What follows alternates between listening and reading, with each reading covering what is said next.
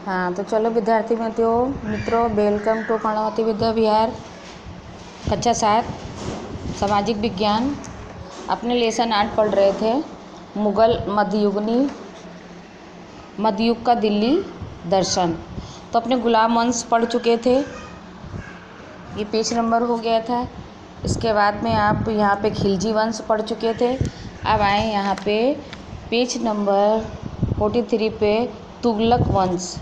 तो अलाउद्दीन खिलजी के निधन के बाद 4 ही साल में तुगलक वंश का शासन आया। यानी जबकि अलाउद्दीन खिलजी का निधन हो गया, उसके बाद में तुगलक वंश का शासन आया। गयासुद्दीन तुगलक ने उसकी स्थापना की।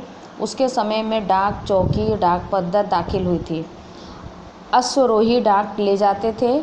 अश्वरोही मीन्स जो होते थे घोड़े पे सवार, वो डाक ले जाते। डाकिया उस समय हलकारा कहलाता था।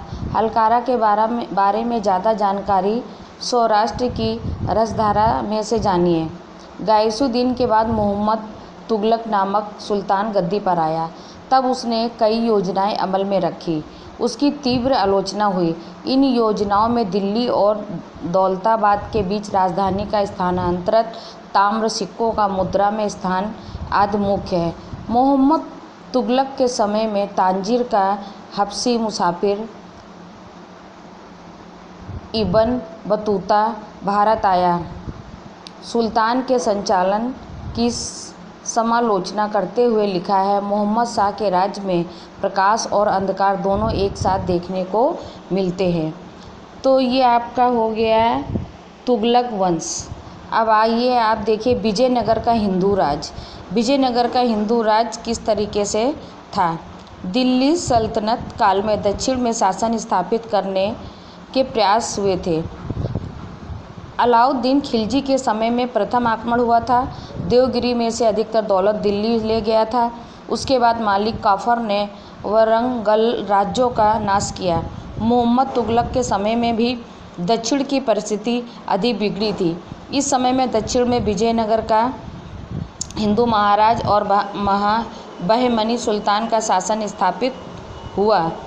वरंगल के राजा की हार होते ही जादव कुल के 2 भाई हरिहर और बुक्का को विद्यारण स्वामी ने विजयनगर का राज्य स्थापित करने हेतु प्रोत्साहन दिया।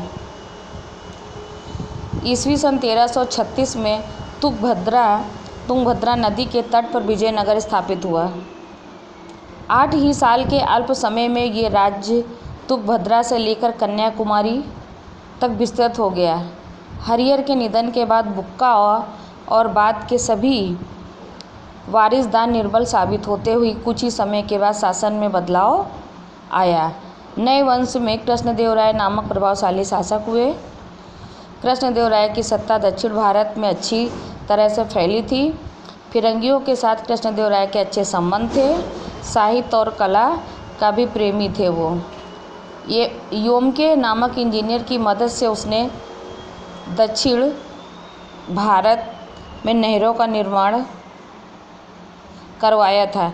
विजयनगर की मुलाकात पर आए हुए विदेशी यात्रियों ने विजयनगर की भव्यता की प्रशंसा की थी। इस राज्य में भव्य मंदिर और किले थे। तलीकोटा के युद्ध में वैभवशाली नगर का विनाश हुआ।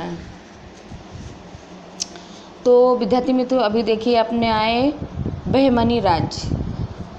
दक्षिण में कई अमीरों ने बगावत की थी। हसन नामक काबिल अमीर के दक्षिण का सुल्तान होते ही सल्तनत की स्थापना हुई। हसन ने सुल्तान होते ही अपने शाही वंश का नाम बहिमन वंश रखा। बहिमन राज्य में मुझे गावा नामक एक बहादुर वजीर हुआ। उसने कई प्रदेश जीते और बहिमनी राज का विस्तार किया। उसने बहुत ही कुशलता पूर्वक संचालन किया। उसके बाद बहिमनी राज्य पर की सत्ता निर्बल होने लगी। विजयनगर और बहिमनी राज्यों के बीच बार बार युद्ध होते थे। बहिमनी राज्य का पतन होते ही उसके कुछ प्रशंस स्वतंत्र हो गए। कुछ प्रांत जो थे वो स्वतंत्र हो गए।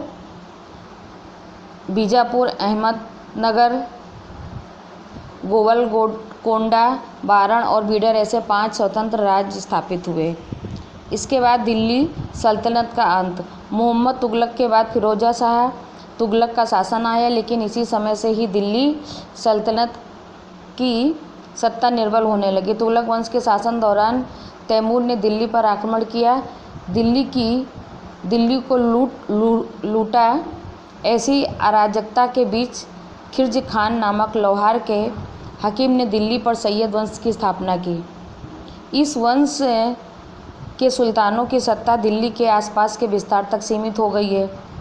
सन 1451 में दिल्ली की गद्दी पर लोधी वंश की स्थापना हुई।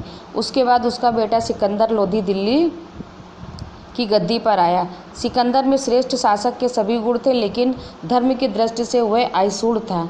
उसने निधन के बाद गद्दी के लिए लड़ाइयाँ हुई। उससे इब्राहिम लोधी ने बड़े भाई को पराजित करके दिल्ली की गद्दी संभाल ली। इसमें अहंकारी व्यवहार से अमीर नाराज हुए। संपूर्ण राज्य में उसका विरोध हुआ। इस समय काबुल के बादशाह बाबर ने दिल्ली पर आक्रमण किया। सन 1526 में पानीपत के युद्ध में इब्राहिम लोधी को पराजित करके विदेश से आए हुए बाबर ने मुगल साम्राज्य की नींव डाल दी। इस शासन के लगभग 200 साल तक चलता रहा। तो अपने विद्यार्थी मित्रों, जो है मुगल शासन कैसे आया और किस प्रकार से इसकी स्थापना हुई। गुलाम वंश की स्थापना किसने की थी? स्वाध्याय के प्रश्न है। तो गुलाम वंश की स्थापना किसने की थी? कुतुबुद्दीन ने की थी। तो अब रजिया एक शक्तिशाली महिला शासक, इस विषय पर उसने अपने विचार लिखिए। प्रश्नों के उत्तर हैं। अलाउद्दीन खिलजी के सुधारों का वर्णन कीजिए। इसके बाद है रिक्त स्थानों की पूर्ति। कुतुब मीनार का निर्माण किसने करवाया था? विजयनगर का राज तुंगभद्रा नदी के तट पर आया है। बहमनी राज्य में काबा नामक बहादुर वजीर आया। अमीर खुसरो अलाउद्दीन के दरबार में सुल्ताना राजिया के बाद नसरुद्दीन गद्दी पर बैठा था। तो हम प्रश्नों के जवाब आपके स्वाध्याय का हल करके आपको भेज देंगे। आपको मोबाइल के PDF पे मिल जाएगा और इस पाठ को वापस पढ़िए और परीक्षा की तैयारी करिए।